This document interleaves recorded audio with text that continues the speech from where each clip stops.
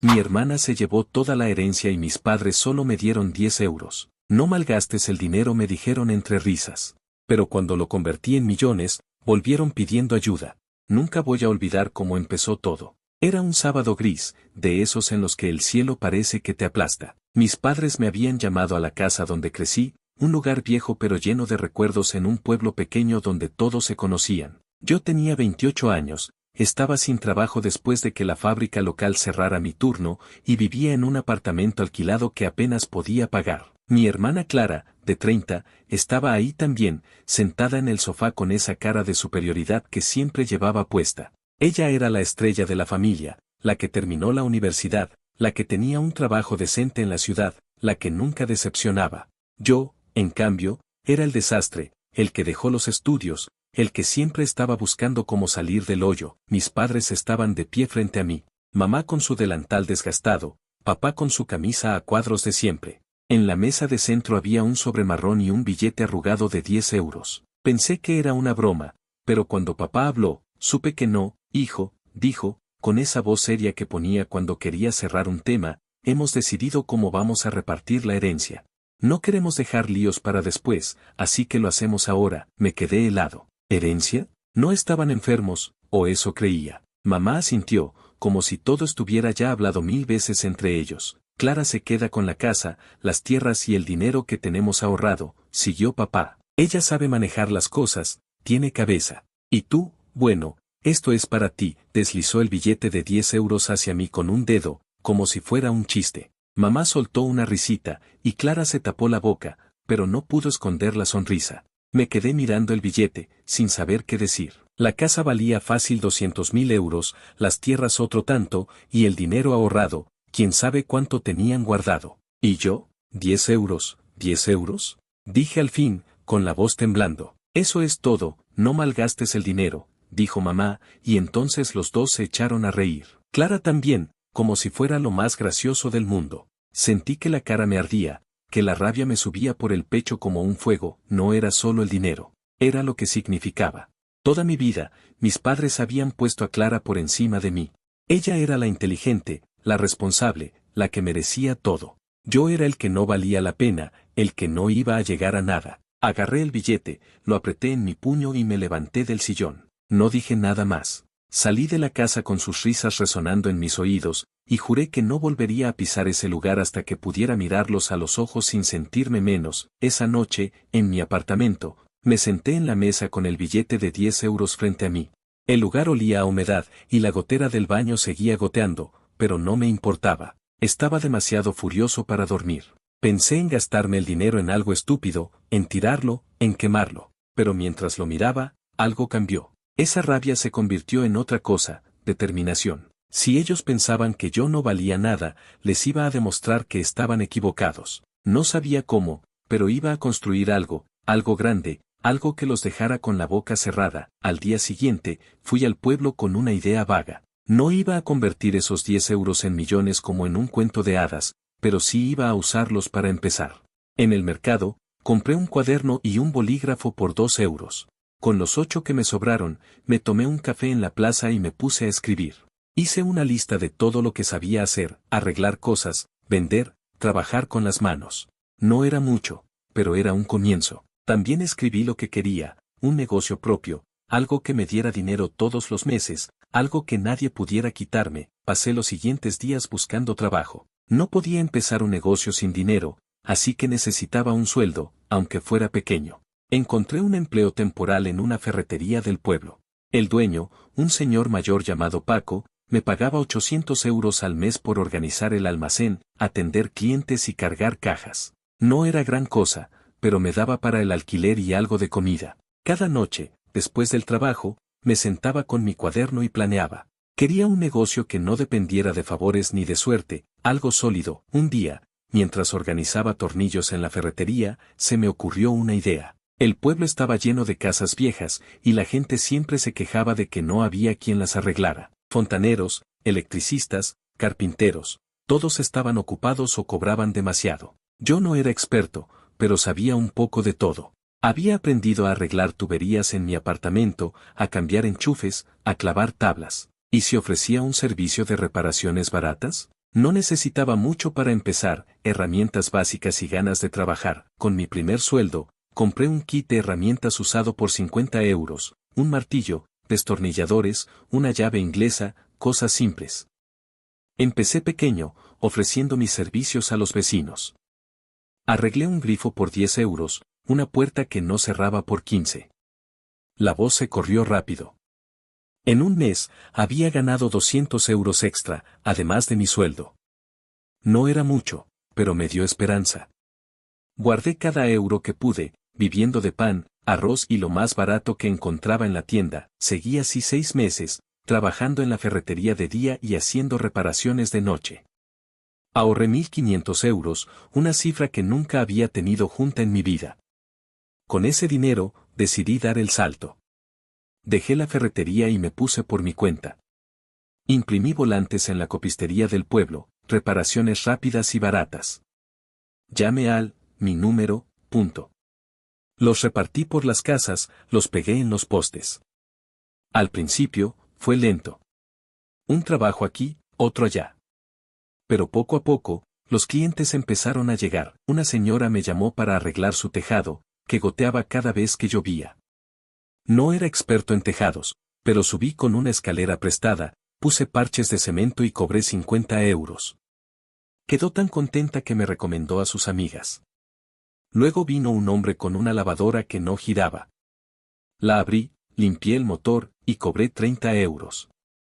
Cada trabajo me enseñaba algo nuevo, y cada euro que ganaba lo reinvertía. Compré una caja de herramientas más grande, una linterna decente, un taladro eléctrico, en un año. Estaba ganando 1.200 euros al mes solo con reparaciones. Era más de lo que nunca había tenido, pero no me conformé. Quería crecer. Empecé a ofrecer más servicios, pintar paredes, montar muebles, limpiar jardines. Contraté a un amigo, Luis, que estaba tan perdido como yo antes. Le pagaba 500 euros al mes por ayudarme, y juntos llegábamos a más clientes. Al final del segundo año, mi negocio facturaba 2.500 euros al mes. Restando gastos, me quedaban 1.800 limpios. Era una vida decente, pero yo quería más, decidí formalizarlo. Con mis ahorros, unos 10.000 euros ya, registré una pequeña empresa, Reparaciones del Pueblo S.L. Alquilé un local pequeño en el centro, un sitio con una mesa, un teléfono y espacio para guardar herramientas. Contraté a otro trabajador, María, que sabía de electricidad mejor que yo. Empezamos a tomar trabajos más grandes, reformar cocinas, arreglar instalaciones enteras. En el tercer año, facturábamos 6.000 euros al mes. Yo me llevaba 4.000 después de pagar sueldos y gastos. Era dinero de verdad, más de lo que mis padres ganaban juntos en sus mejores tiempos. Me mudé a un apartamento mejor, compré una furgoneta de segunda mano para el negocio, y por primera vez en mi vida, sentí que tenía algo mío. Pero no olvidaba ese billete de 10 euros. Lo guardé en una caja, como recordatorio de dónde había empezado y de por qué lo hacía. No era solo por el dinero, era por demostrarles a ellos, a mis padres y a Clara, que yo valía algo. No los había visto en esos 3 años. No volví a la casa, no llamé, no pregunté. Pero un día, mientras estaba en el local revisando facturas, sonó el teléfono. Era mamá. Su voz temblaba un poco, como si estuviera nerviosa. Dijo, ¿cómo estás? Dijo. Oímos que te va bien. Queríamos verte. No respondí de inmediato. Sabía que no era una visita casual. Algo en su tono me decía que venían por más que un abrazo. Y no me equivoqué. 3 años después de ese día con los 10 euros, mi vida era otra. Mi empresa, Reparaciones del Pueblo S.L., ya no era solo un sueño escrito en un cuaderno barato. Teníamos un local decente en el centro del pueblo, una furgoneta con el logo pintado en el lateral y 3 empleados fijos, Luis, María y un chico nuevo, Javi, que era un crack con la albañilería. Facturábamos unos 6.000 euros al mes, a veces más si pillábamos un buen proyecto, como reformar una casa entera o arreglar el sistema eléctrico de un bar. Después de pagar sueldos, gasolina y materiales, me quedaban unos 4.000 euros limpios. No era un millonario, pero vivía bien, un apartamento limpio sin goteras, comida decente en la nevera, y hasta me daba el lujo de ahorrar un poco cada mes. Había aprendido a manejar el negocio a base de prueba y error. Al principio, aceptaba cualquier trabajo, aunque no supiera hacerlo del todo. Me pasaba noches viendo videos en internet para aprender a cambiar una instalación de gas o a poner azulejos derechos. Con el tiempo, fui más listo, delegaba lo que no sabía en mis empleados y me enfocaba en buscar clientes y cerrar tratos. La gente del pueblo confiaba en nosotros porque éramos rápidos, baratos y no los dejábamos tirados. Incluso empezamos a trabajar en pueblos cercanos, y la voz se corría cada vez más, pero no todo era perfecto. El trabajo era duro, y había días en que llegaba a casa tan cansado que apenas podía quitarme las botas. Competir con empresas más grandes también era un dolor de cabeza, a veces perdíamos clientes porque no teníamos maquinaria cara o porque no podíamos bajar más los precios. Aún así, seguía adelante. Cada euro que ganaba era una victoria, un paso más lejos de ese billete de 10 euros y las risas de mis padres. No los había visto desde aquel sábado. Ni a ellos ni a Clara. No volví a la casa, no contesté sus mensajes de Navidad, nada. Quería que supieran que no los necesitaba, que estaba construyendo algo sin su ayuda. Pero esa llamada de mamá, después de 3 años de silencio, me puso en alerta. Su voz sonaba rara, demasiado dulce, como cuando quería algo de mí de pequeño. Hijo, ¿cómo estás? Dijo. Oímos que te va bien. Queríamos verte. Le dije que estaba ocupado, que tenía mucho trabajo, pero ella insistió. Es importante, dijo. Queremos hablar en familia. Al final, cedí. Les dije que vinieran al local un sábado por la mañana, cuando no había tanto lío. No sé por qué acepté, tal vez una parte de mí quería ver sus caras cuando vieran lo que había hecho solo. Ese sábado, llegaron los tres, mamá, papá y Clara. Entraron al local como si fueran turistas, mirando las herramientas en las estanterías, la furgoneta aparcada afuera, el cartel con el nombre de la empresa. Mamá llevaba un bolso viejo que reconocí de mi infancia, papá su misma camisa a cuadros, y Clara un vestido elegante que gritaba ciudad. Me saludaron con abrazos incómodos, de esos que se dan por compromiso. Qué bonito tienes esto, hijo, dijo mamá, tocando una silla como si fuera a romperse. ¿Quién lo diría?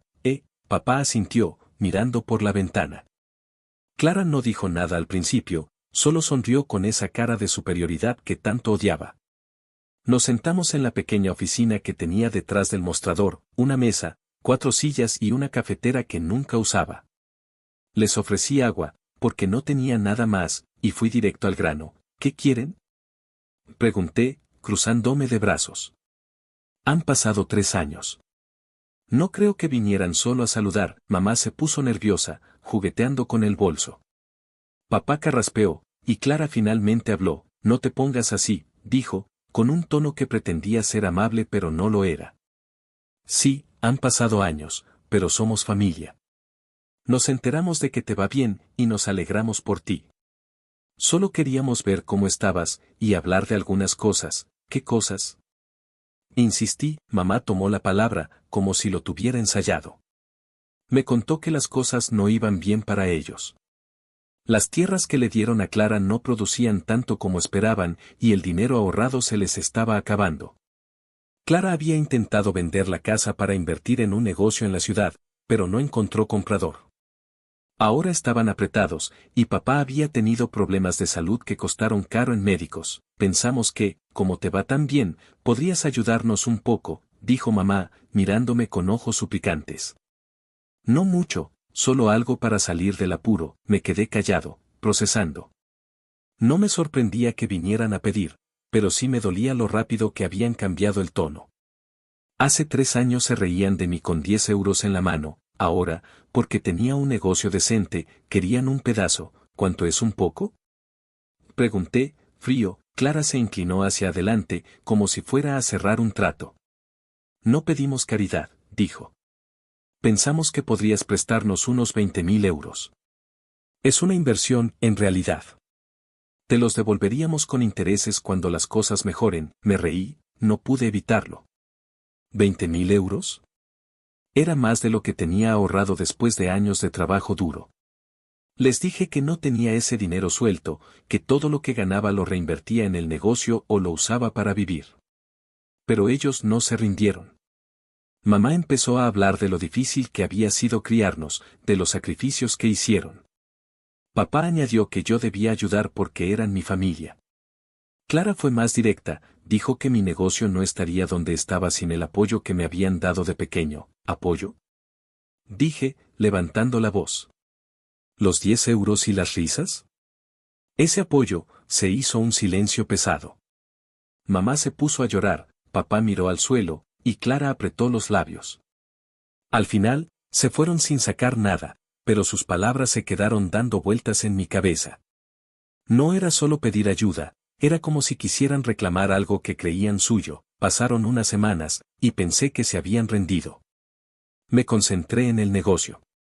Ganamos un contrato grande, reformar un restaurante en un pueblo a 20 kilómetros. Nos pagaron 15.000 euros por el trabajo, y después de gastos, me quedaron 10.000 de ganancia.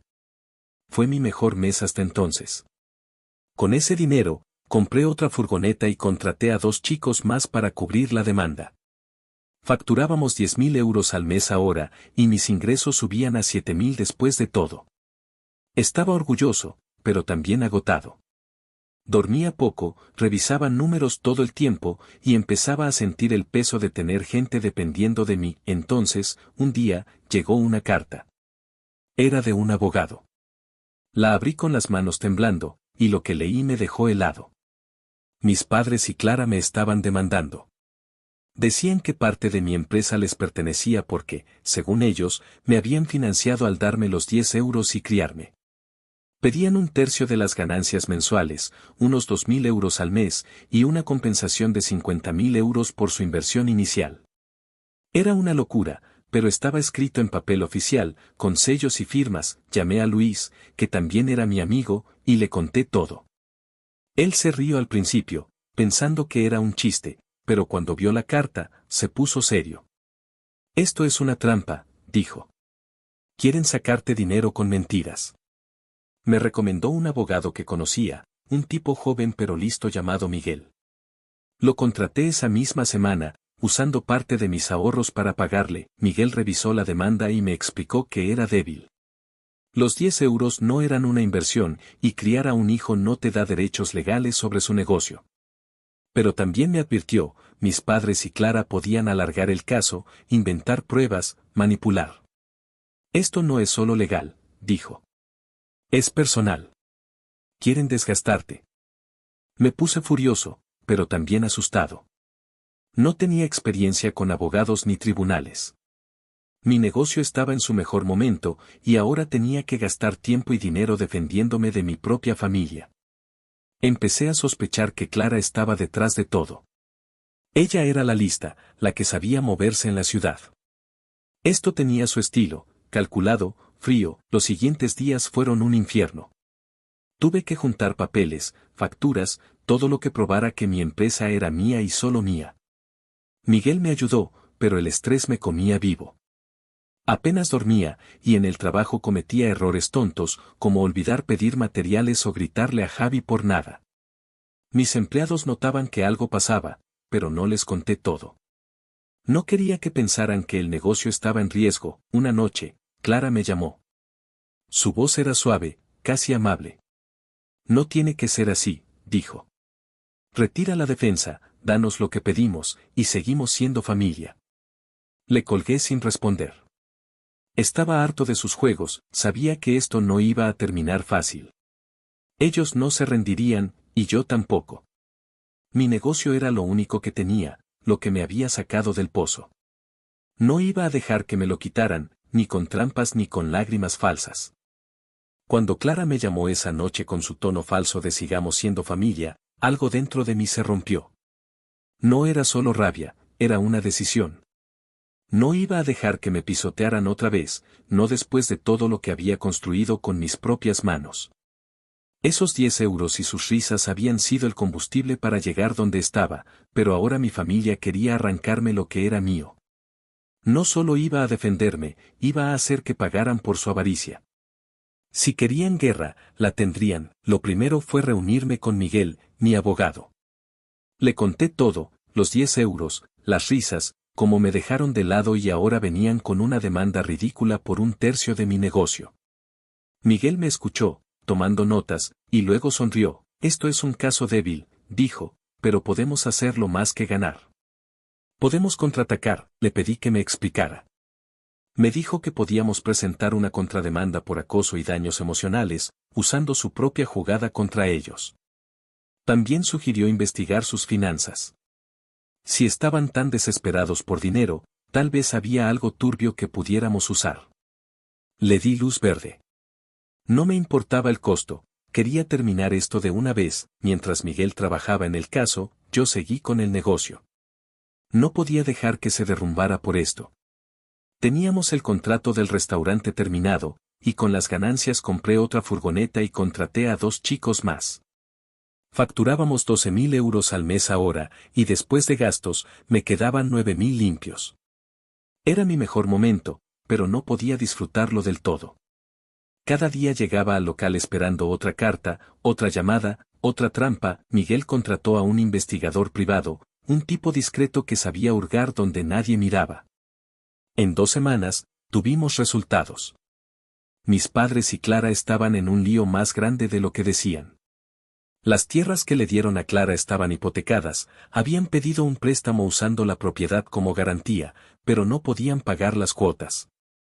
El banco estaba a punto de embargarlas. La casa también tenía deudas, impuestos atrasados que no habían pagado en años. Y Clara, la lista de la familia, había invertido el dinero ahorrado de mis padres en un negocio de ropa en la ciudad que se hundió en 6 meses. Estaban quebrados, y mi negocio era su tabla de salvación. Con esa información, Miguel armó un plan. La demanda de ellos pedía 2.000 euros al mes y 50.000 de compensación, pero nosotros íbamos a devolverles el golpe. Presentamos una contrademanda por 100.000 euros, alegando que su ataque legal era un intento de extorsión y que me habían causado estrés y pérdidas al tener que defenderme. Incluimos pruebas, la carta de la demanda, grabaciones de las llamadas de Clara, que Miguel me había dicho grabar legalmente, y los informes del investigador sobre su situación financiera. El día del juicio llegó 3 meses después. Fue en un juzgado pequeño de la ciudad, un lugar con paredes grises y un juez que parecía aburrido de la vida. Mis padres y Clara estaban del otro lado, con un abogado barato que sudaba cada vez que hablaba. Yo fui con Miguel, vestido con una camisa decente que compré para la ocasión. No quería parecer el pobretón que ellos creían que era. El juicio fue un desastre para ellos. Su abogado intentó pintar una historia triste, que me habían dado todo de pequeño, que los 10 euros eran un gesto simbólico de apoyo, que merecían una parte de mi éxito por ser familia. Pero Miguel los destrozó. Sacó el billete de 10 euros, que yo había guardado en una bolsa de plástico como prueba, y lo mostró al juez. Esto no es apoyo, dijo Miguel. Esto es desprecio. Mi cliente construyó su empresa desde cero, sin ayuda de ellos. Ahora, cuando están en bancarrota por sus propias decisiones, quieren robarle lo que no les pertenece. Luego presentó los documentos, las deudas de las tierras, los impuestos impagos, el negocio fallido de Clara. El juez apenas parpadeó, pero vi la cara de mis padres ponerse blanca. Clara intentó interrumpir, diciendo que todo era mentira, pero el juez la calló. Cuando terminamos, su abogado no tenía nada que decir. El fallo salió una semana después. La demanda de ellos fue desechada, no tenían base legal. Nuestra contrademanda no llegó a los 100.000 euros, pero el juez les ordenó pagar 20.000 por daños y costas legales. Era más de lo que tenían. Miguel me dijo que probablemente no podrían pagarlo, pero que eso los pondría en un agujero aún más profundo. Yo no quería el dinero, quería que sintieran lo que era perderlo todo, pero no me quedé ahí. Sabía que el banco iba a embargar las tierras pronto, así que hice mi propio movimiento. Con mis ahorros, unos 30.000 euros, y un préstamo que conseguí gracias a las cuentas sólidas de mi negocio, compré la deuda de las tierras al banco por 40.000 euros. Era un riesgo, pero valió la pena. Ahora yo era el dueño legal de la hipoteca. Si no pagaban, podía reclamar las tierras. Y no iban a pagar, porque no tenían con qué. Un mes después, fui a la casa de mis padres. No avisé, solo aparecí con los papeles en la mano. Mamá abrió la puerta, y cuando me vio, intentó sonreír, pero se le congeló la cara. Los hice sentarse en la sala, la misma donde me dieron los 10 euros. Clara estaba ahí también, con ojeras y el pelo desarreglado. Les puse los documentos en la mesa. Las tierras son mías ahora, dije, sin levantar la voz. El banco me vendió la deuda. Si no pagan lo que deben, y no van a poder, me quedo con todo. La casa también tiene deudas. Puedo denunciar los impuestos atrasados y acelerar el embargo. Ustedes deciden. Mamá empezó a llorar, papá balbuceó algo sobre lo injusto que era, y Clara me miró con odio puro. Eres un monstruo, dijo. Yo me reí. No, dije. Ustedes me enseñaron a ser así. Hace 3 años me dieron 10 euros y se rieron en mi cara. Ahora, cuando quise construir algo, intentaron quitármelo. Esto es lo que pasa cuando juegas sucio y pierdes. No les di tiempo a responder. Me fui, dejando los papeles ahí. Sabía que no tenían salida. El banco embargó la casa unos meses después por los impuestos, y las tierras pasaron a mi nombre cuando no pagaron la hipoteca. Las vendí por 150.000 euros a un agricultor local, pagué mi préstamo y me quedé con una ganancia limpia de 100.000. Mis padres y Clara terminaron alquilando un piso barato en la ciudad, sin un euro a su nombre. Oí que Clara consiguió un trabajo de recepcionista y mis padres vivían de una pensión mínima. No sentí lástima. Ellos eligieron su camino. Con ese dinero, hice crecer mi negocio aún más. Abrí una segunda sucursal en otro pueblo, contraté a 5 empleados nuevos y compré maquinaria decente. Facturábamos 25.000 euros al mes ahora, y mis ingresos subían a 18.000 después de gastos. Me compré una casa propia, pequeña pero mía, y puse el billete de 10 euros en un marco sobre la chimenea. Era mi trofeo, mi recordatorio. Un día, mientras revisaba las cuentas en mi nueva oficina, Luis entró con una cerveza en la mano. ¿Valió la pena?, me preguntó. Lo miré, pensando en todo, el trabajo, el juicio, la venganza. Sí, dije. Valió cada segundo. Estaba libre. Mi familia había intentado hundirme, pero yo los hundía a ellos. No era solo dinero, era justicia. Y mientras mi negocio crecía, supe que nunca volverían a reírse de mí.